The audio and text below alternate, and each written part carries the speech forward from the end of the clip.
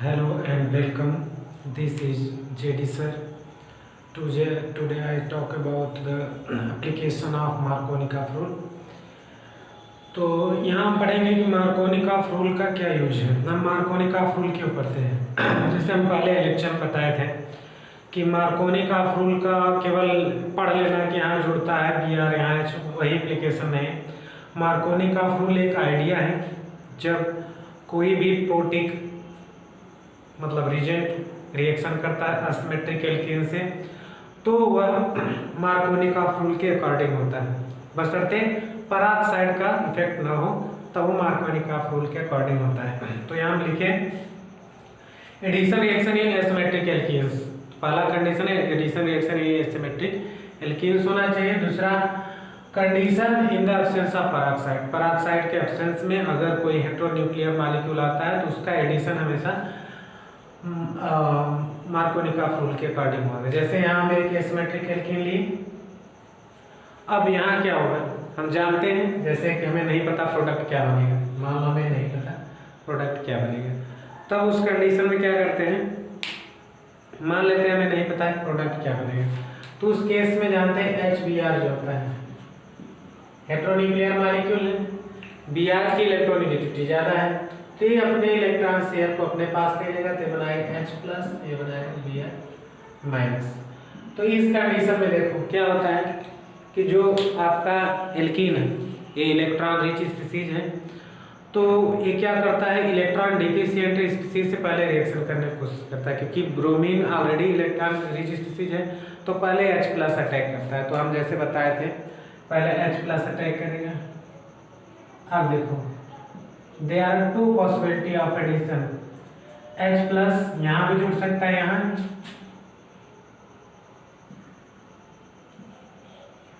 तो H+ यहाँ जुड़ सकता है, यहाँ। अब नेक्स्ट कंडीशन आती है कि Br- कहाँ जुड़ेगा, तो हम बताए थे Br- कहाँ जुड़ेगा, जहाँ से कार्बोकैटायन स्टेबल बनेगा। जैसे अगर मान लो हम इस बॉन्ड को तोड़े तो यहाँ जो कार्बोकैटायन बनेगा वो प्राइमरी, इस बॉन्ड को तोड़े तो यहाँ 2 कार्बन चेन है सेकेंडरी कार्बोकैटायन, तो उस कंडीशन में ये Br यहाँ से अटैक करता है, ये बॉन्ड टूट जाता है। तो देख लो हमें नहीं पता प्रोडक्ट क्या बनेगा, लेकिन हम बनाएंगे। तो अगर आपको मार्कोनिकॉफ रूल से प्रोडक्ट बनाना है, मतलब मार्कोनिकॉफ रूल ना याद हो, तो स्टेबिलिटी ऑफ कार्बोकैटायंस प्रोडक्ट बना सकते हैं। जहाँ कार्बोकैटायन स्टेबल होगा वहीं Br अटैक करेगा। अब जरूरी नहीं किसी तरह के एल्कीन हो, देखो यहाँ भी एसिमेट्रिक, तो यहाँ ये वाला अगर तोड़ोगे तो कार्बोकैटायन ज़्यादा स्टेबल होगा, तो उस कंडीशन में क्या होगा कि Br यहाँ जुड़ेगी। ये बहुत मज़ेदार केस है, ज़्यादातर यहाँ मिस्टेक होता है। तो देखो इसमें क्या होता है, जैसे ये आ गया, इसमें पहले H+ जुड़ेगा, मान लो हम यहाँ H+ जोड़ देते हैं ना, जब यहाँ H+ जोड़ते हैं तो क्या होता है, यहाँ H जुड़ गया, यहाँ आता है प्लस चार्ज, यहाँ हाइड्रोजन भी जानते हैं। अब क्या करता है ये हाइड्रोजन माइग्रेट करके यहाँ चला जाता है, हाइपर कंजुगेशन जैसा, sp12 है जस्ट बगल sp3 आता है अल्फा कार्बन, तो यहाँ हाइपर कंजुगेशन जैसा सिचुएशन होता है, हाइड्रोजन यहाँ जाता है, ये क्यों जाता है, ये यहाँ जाता है तो कार्बोकैटायन टर्शियरी बनता है जो मोर स्टेबल होता है। अब Br- यहाँ अटैक करके सेम प्रोडक्ट बनाता है।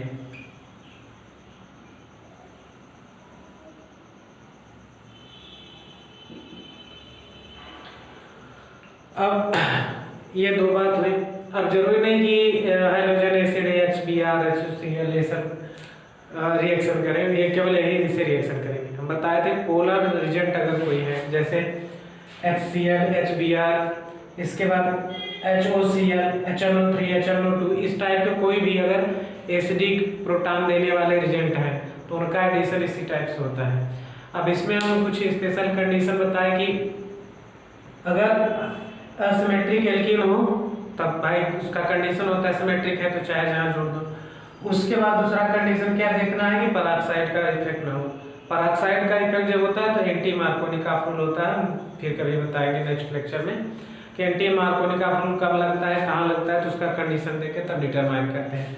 और ये सबसे इम्पोर्टेंट केस है कि जब ऐसा कार्बोकैटायन बने जिसके अल्फा पोजीशन पे ज़्यादा स्टेबिलिटी उसे मिलती हो, तो वहाँ से हाइड्रोजन माइग्रेट करता है, मतलब हाइड्रोजन वहाँ से आकर जहाँ कार्बोकैटायन वहाँ शिफ्ट हो जाता है, जिससे वो मोर स्टेबल कार्बोकैटायन बनता है उससे जो प्रोडक्ट बनता है वो हमारा मेजर प्रोडक्ट होता है।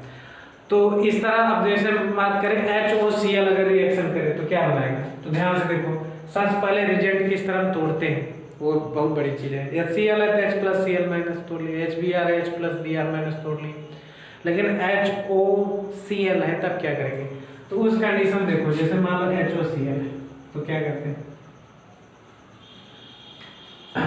अगर HOCl आ जाता है तो उस सिचुएशन में देखते हैं मोर इलेक्ट्रोनेगेटिव एलिमेंट जो होगा वो इलेक्ट्रॉन लेगा, जैसे कि हम जानते हैं, तो यहाँ ऑक्सीजन मोर इलेक्ट्रोनेगेटिव है तो इलेक्ट्रॉन लेगा, तो ये बनाएगा OH- + Cl+।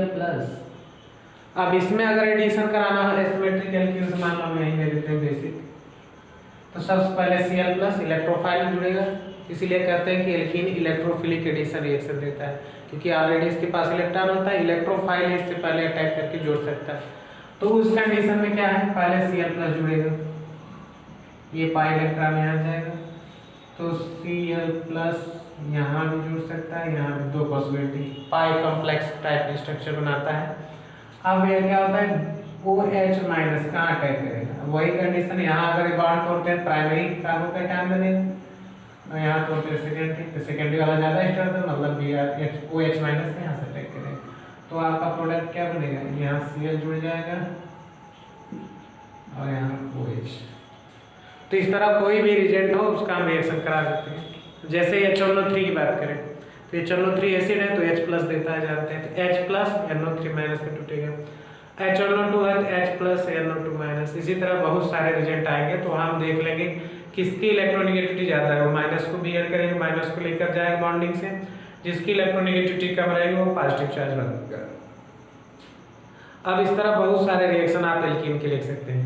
तो एल्कीन मोस्टली इसी टाइप के रिएक्शन देते हैं, इलेक्ट्रोफिलिक एडिशन रिएक्शन, मतलब कहीं भी अगर आपको एल्कीन का रिएक्शन लिखना है, कोई भी रिएक्शन लिखना है, तो उसमें अगर आपका रिएजेंट आयनिक नेचर शो कर सकता है, H+ आयन या डिसोसिएट हो सकता है, तो वहाँ देखते हैं कौन सा पार्ट उसका इलेक्ट्रोफाइल बनेगा, कौन सा न्यूक्लियोफाइल, मतलब कौन पॉजिटिव चार्ज बियर करेगा, कौन नेगेटिव चार्ज बियर करेगा। उसके बाद हम उसमें डिसोसिएट कर लेते हैं, डिसोसिएशन के बाद देखते हैं कि पहले इलेक्ट्रोफाइल अटैक करेगा, अब इलेक्ट्रोफाइल अटैक करेगा, दो चांस रहता है, लेस सब्स्टिट्यूटेड और मोर सब्स्टिट्यूटेड पोजीशन से जुड़ने का, तो उतना कर लेते हैं। फिर क्या करते हैं कि देखते हैं कहाँ कार्बोकैटायन स्टेबल बनता है, जैसे यहाँ देखो ये प्राइमरी कार्बोकैटायन बने, सेकेंडरी अगर बॉन्ड तोड़ते हैं तो जहाँ स्टेबल बने से यहाँ सेकेंडरी, तो उसका नेगेटिव पार्ट का वहाँ अटैक करा के प्रोडक्ट बना लेंगे। तो इस तरह एल्कीन के बहुत सारे रिएक्शन आप लिख सकते हैं, जरूरी नहीं सिंपल एल्कीन्स के, ऐसे भी एल्कीन्स के बहुत सारे रिएक्शन आप लिख सकते हैं।